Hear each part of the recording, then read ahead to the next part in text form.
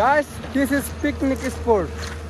তো এখানকার মানে বানপানি হয় না, যার জন্য নদীর পানি কম, অল্প অল্প পানি আছে, যার জন্য অল্প পানি আছে।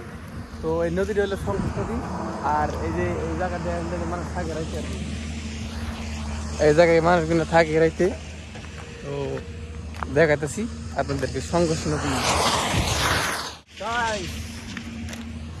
সংঘর্ষ নদীর পানি কিন্তু তামাম ঠান্ডা, আর যত উত্তরে যাবেন আর কি, মানে পাহাড়ের দিকে যত আগায় যাবেন অত মানে ঠান্ডা পানি, প্রচুর ঠান্ডা পানি একদম, যার একবার ঠান্ডা ফ্রিজের পানির মতো ঠান্ডা। 10 মিনিট খাড়ে থাকা মুশকিল এই পানির মধ্যে, এত ঠান্ডা পানি। নদীর খুব সুন্দর একটা মনোরঞ্জন দৃশ্য, একদম সেই মজা লাগতেছে। আর বেলা ডেবে গেতেছে সন্ধ্যার সময়। ওয়াও, এমনি গাঁথা করতেছি, বিশাল বড় একটা গাঁথা আর কি।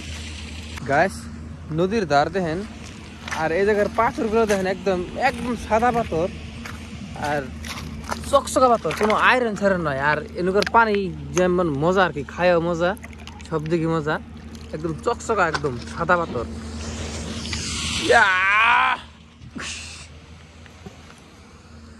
আর এই জায়গায় আইছি আমরা, মানে গাড়ি লোড করবার নিয়ে গেছি।